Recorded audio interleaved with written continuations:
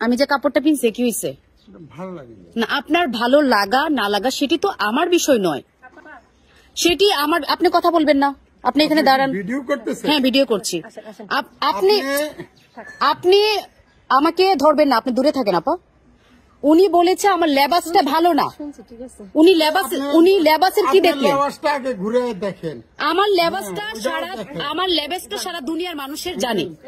আপনি আমাকে কেন বললেন যে আমার লেবাসটা ভালো না? আপনি আমাকে বেয়াদব বললেন কেন? এটার জবাবটা আপনাকে এখানে দিয়ে যাইতে হবে। এটার জবাবটা আপনার এখানে দিয়ে যাইতে হবে। কেন আপনি আমাকে বেয়াদব বললেন? কেন আপনার পোশাক নিয়ে আমাকে কথা বললেন? আপনি আমার পোশাক নিয়ে কেন কথা বলেন? সেই অধিকার আপনি এখান থেকে যেতে পারবেন না।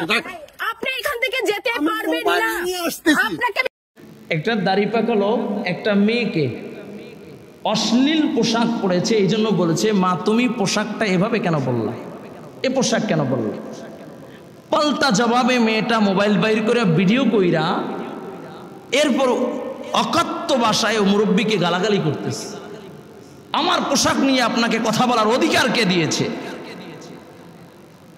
অথচ তার বাবার বসি। ওই মুরব্বী লোকটা তার বাবার বসি, তাকে বলে যে আমার পোশাক নিয়ে আপনাকে মন্তব্য করার অধিকার কে দিয়েছে? আপনাকে আমি আইনের আওতায় আমি দাঁড়াবো, আইনের কাঠগড়ায় আমি দাঁড়া করাবো। বড় আশ্চর্য হয়ে গেলাম যে একটা ভালোর দিকে ডাকলেও তখনও অ্যালার্জি শুরু হয়ে যায়, ঠিক কিনা জোরে বলেন? অথচ এই মেয়েটাই যখন দর্শিত হবে, এই মেয়েটাই যখন লজ্জা লম্পটদের হাতে দর্শিত হবে, তখন এই রাস্তার দুয়ারে দুয়ারে মানুষের কাছে বিচারের জন্য দৌড়াবে, ঠিক কিনা জোরে বলেন? নাকি ভুল বললাম? পোশাকের স্বাধীনতা চাই। ইসলাম মেয়েদেরকে যে স্বাধীনতা দিয়েছে, আল্লাহর কসম একবার, আল্লাহর কসম দুইবার, আল্লাহর কসম তিনবার, তাম বিশ্বের যত বামপন্থী আছে, যত রামবাম আছে, তারা কশিনকালে স্বাধীনতা মুসলিম নারীদেরকে দিতে পারে না, পারবেও না, ঠিক কিনা জোরে বলেন? আর আজকে বড় আশ্চর্য হয়ে গেলাম, বাবার বসে একটা লোক বলেছে মা এই পোশাকটা কেন পরেছো, এই জন্য তার বিরুদ্ধে মামলা হয়েছে, তার বিরুদ্ধে অকথ্য ভাষায় তাকে গালিগালাজ করেছে, মোবাইলে ভিডিও কইরা জাতির সামনে তাকে হাও পরিপূর্ণ করতে চেয়েছে। আসলে জাতি তো ভালো মন্দ বুঝে, যতই ভিডিও এসেছে, যত কমেন্টস এসেছে, তার ভিতরে সবাই মুরব্বীর পক্ষেই সাপোর্ট নিয়েছে, ঠিক কিনা?